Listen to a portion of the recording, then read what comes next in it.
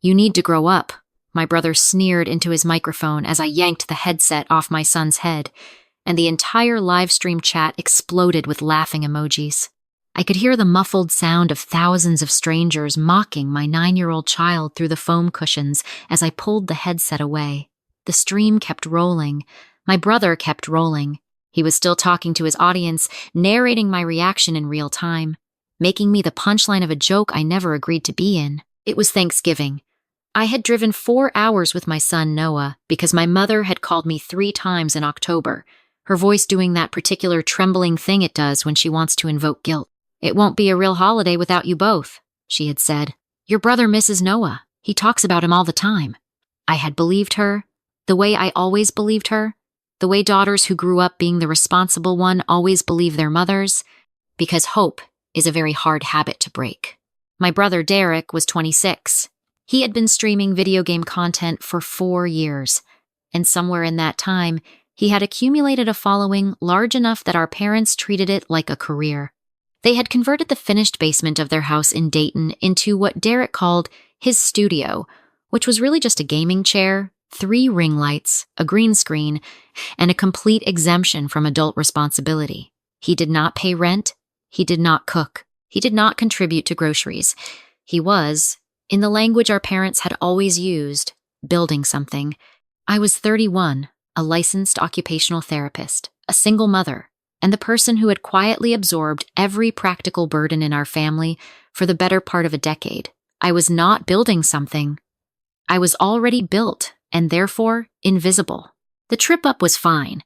Noah sat in the back seat with his library book and his juice box, and I drove through the flat Ohio landscape thinking about nothing in particular. He was at that age where he still narrated things out loud to himself, still trusted the world completely, still walked into rooms expecting people to be glad to see him. He wore the navy blue sweater I had ironed the night before, and he smelled like the grape shampoo he insisted on using.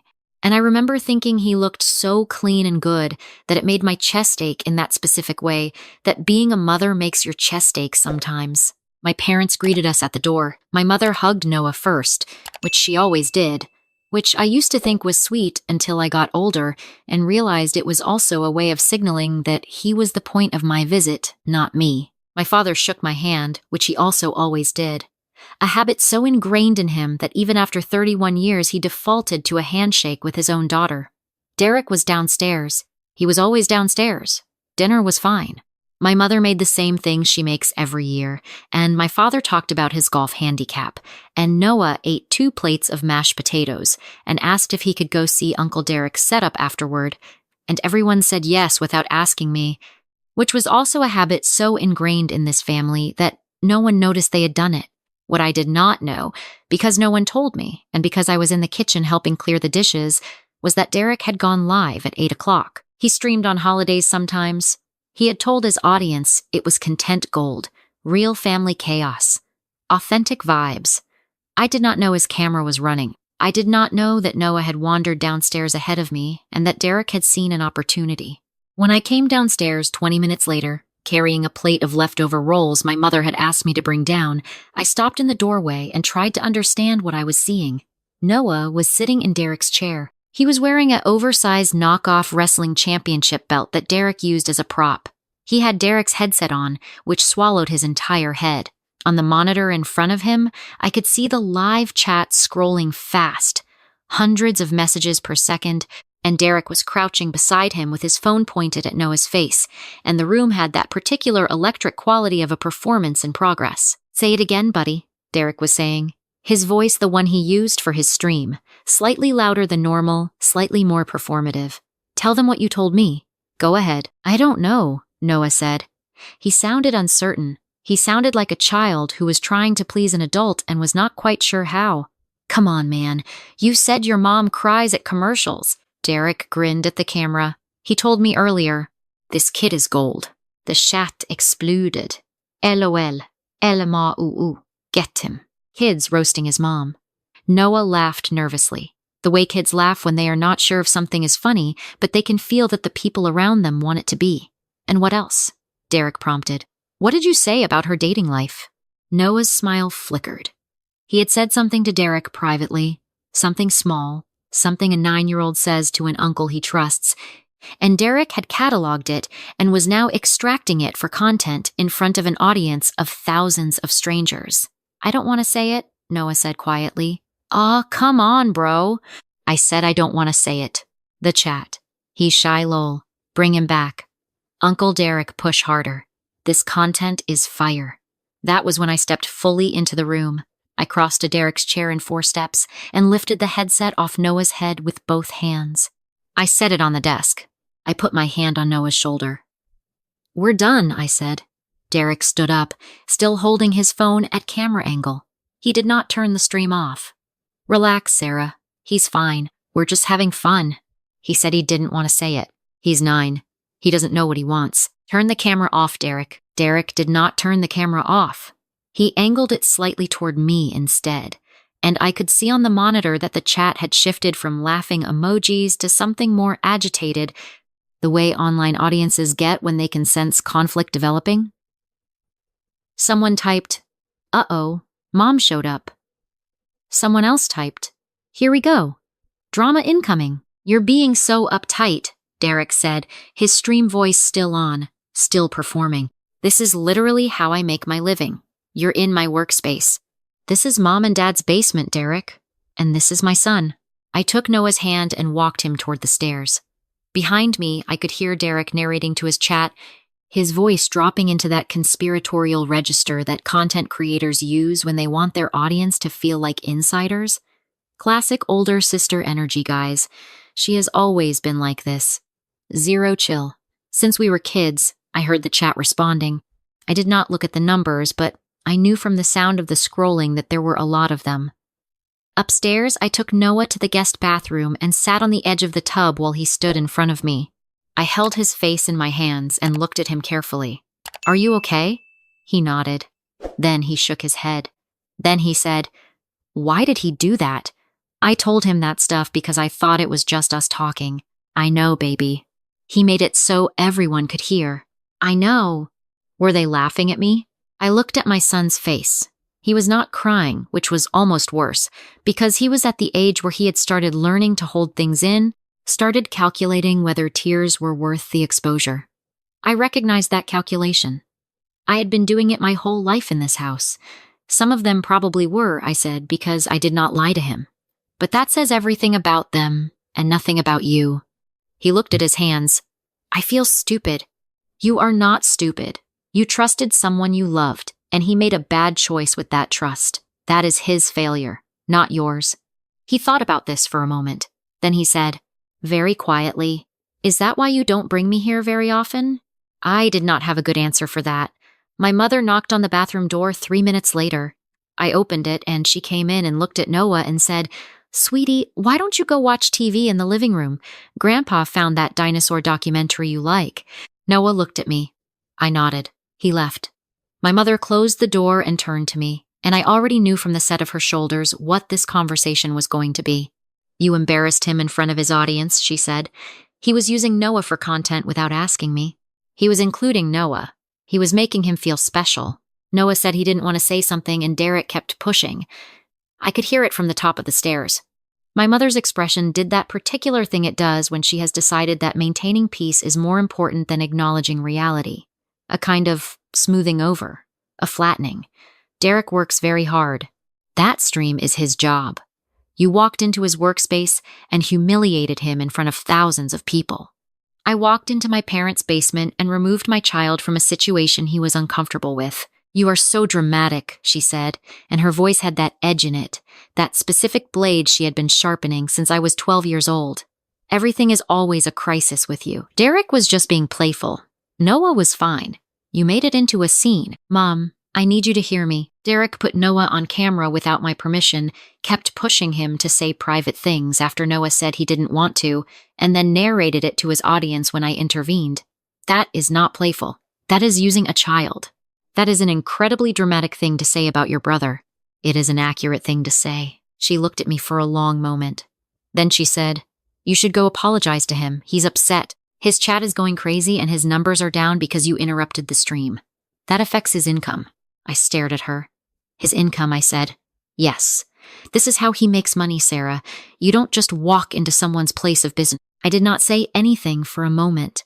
I was breathing very carefully, the way I had learned to breathe in this house, measured and controlled, because losing composure had always been weaponized against me here. Dramatic, oversensitive, too much. I'll think about it, I said. My mother nodded, satisfied with this non-answer in the way that people who don't actually want resolution are satisfied when conflict is merely deferred. She left. I sat on the edge of the tub for another minute, staring at the white tile floor. My father weighed in at 9 o'clock, when I was helping Noah get ready for bed in the guest room. He appeared in the doorway, and he did not come in.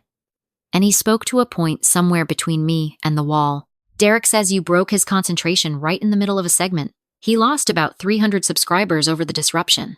That's real money, you know. He paused. You should have just let it play out. Noah was having fun. Noah told me he wasn't. He's 9. Kids say all kinds of things. Yes, I said. They do, including that they don't want to say something, and when they say that, we should listen. My father made a sound that was not quite a word and walked away. I put Noah to bed. He was asleep in 10 minutes, which was the only mercy of the evening. I went downstairs to the kitchen and stood at the counter and drank a glass of water and looked out the dark window above the sink at the neighbor's porch light. My phone buzzed. Derek had clipped the moment I walked in and took the headset and posted it as a short.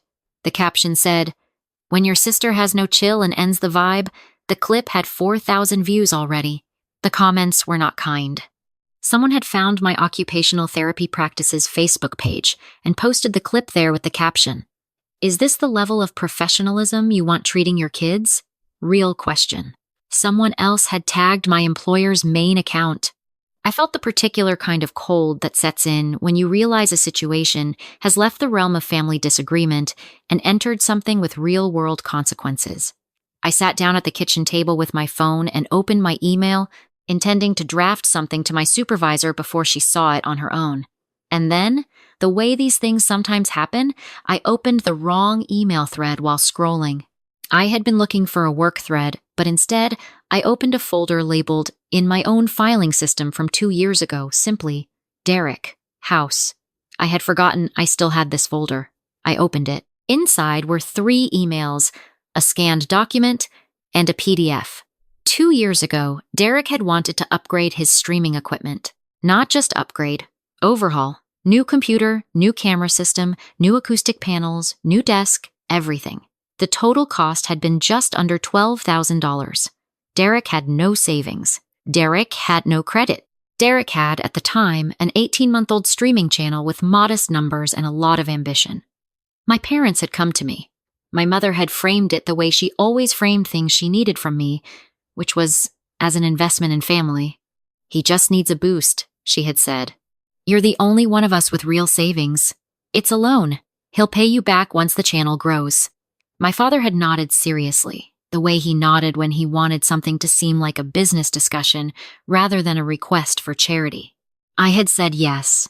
Of course I had said yes. I always said yes. I had transferred $11,800 into Derek's account via a bank wire, and because I was an occupational therapist and not a fool, I had written up a simple loan agreement.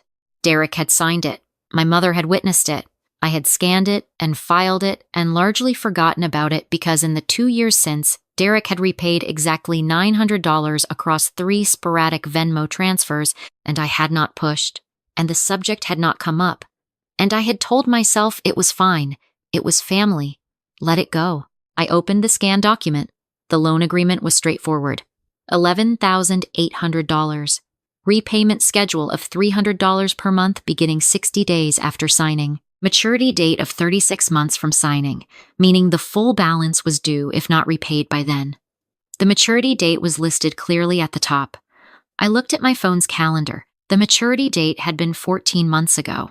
The outstanding balance, after the $900 Derek had repaid, was $10,900. The agreement included a standard clause, one a template from LegalZoom had generated, specifying that in the event of default, the lender was entitled to recover costs, including reasonable legal fees, and that continued non-payment after the maturity date could be reported to credit bureaus.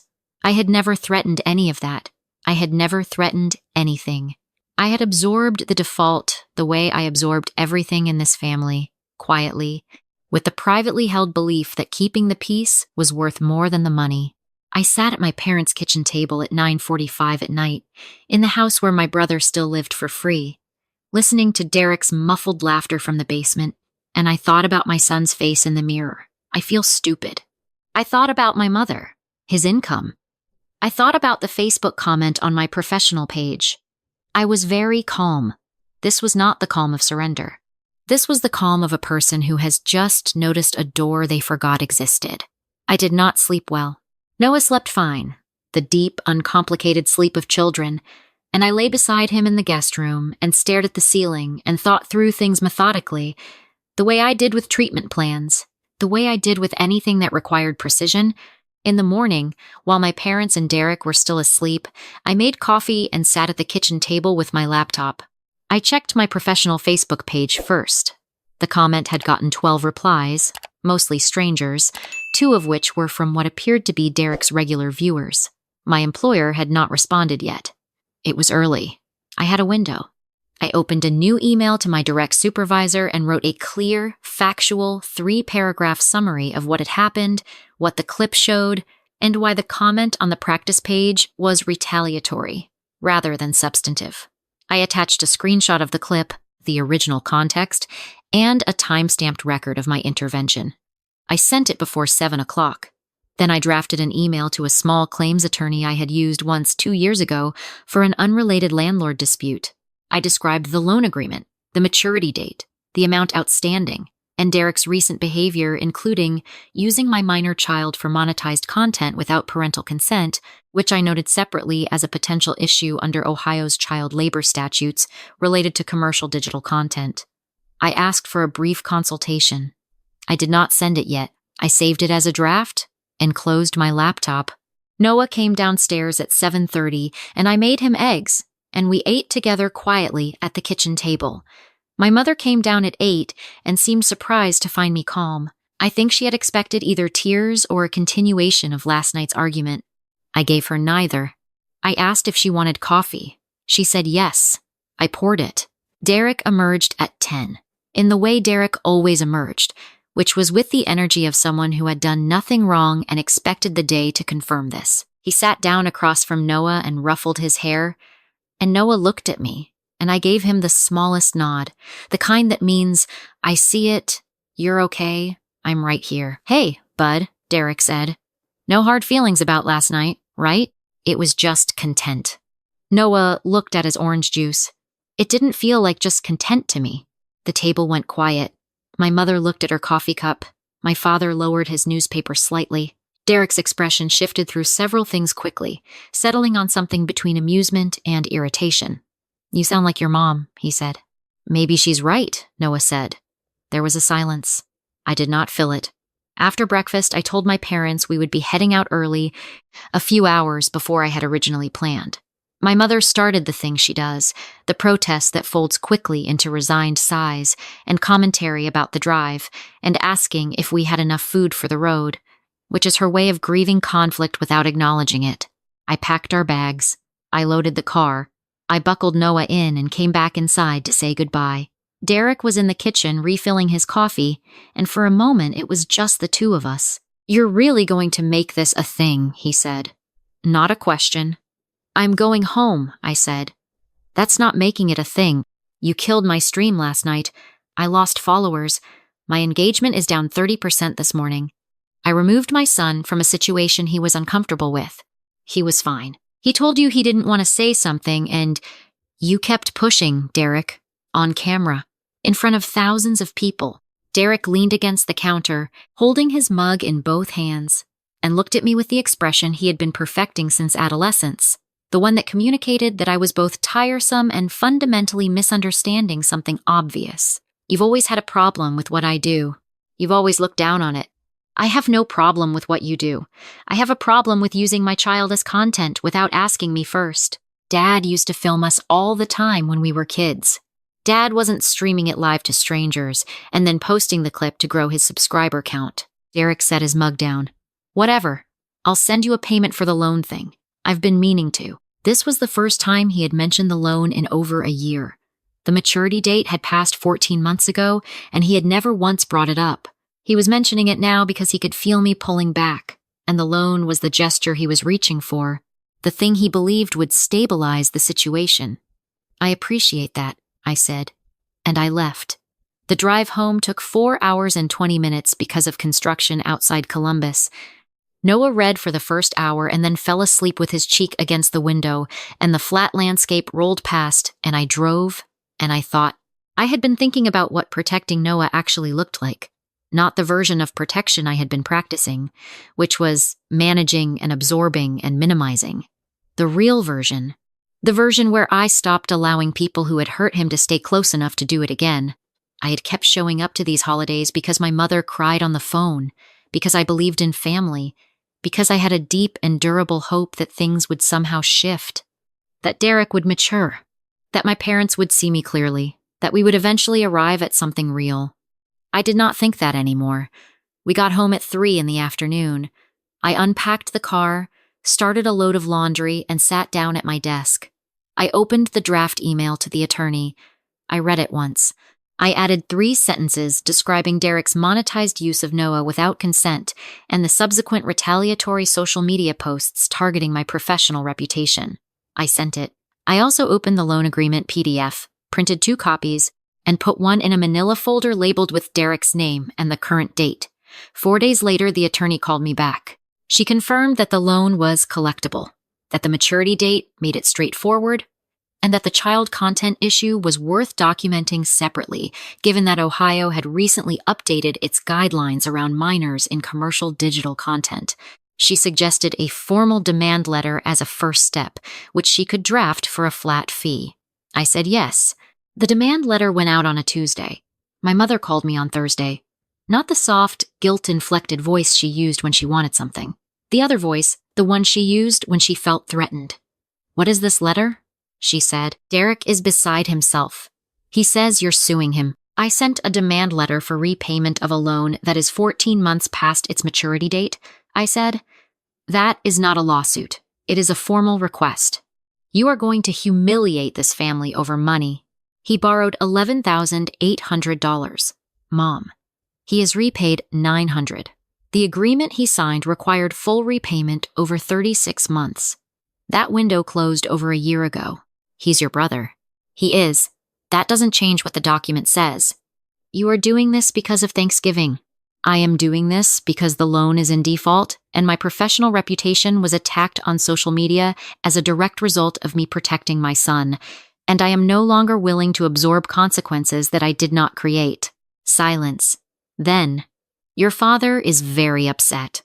"I'm sure he is. We didn't raise you to be this way." There was a time when that sentence would have undone me entirely.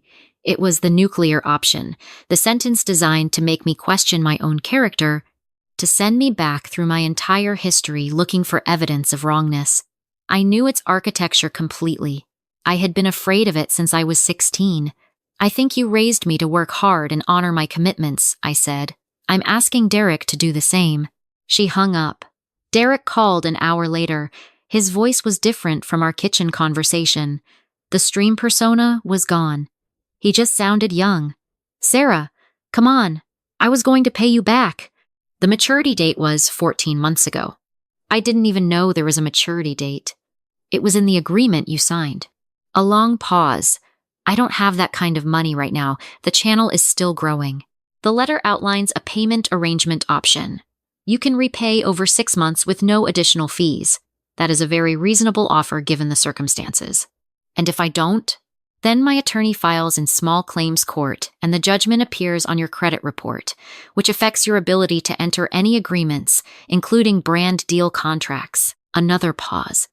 When he spoke again, his voice had shifted into something quieter, something that sounded almost bewildered, like a person who had pushed on a wall for so long they had forgotten walls could push back. "I can't believe you're doing this. Derek," I said, and I kept my voice level.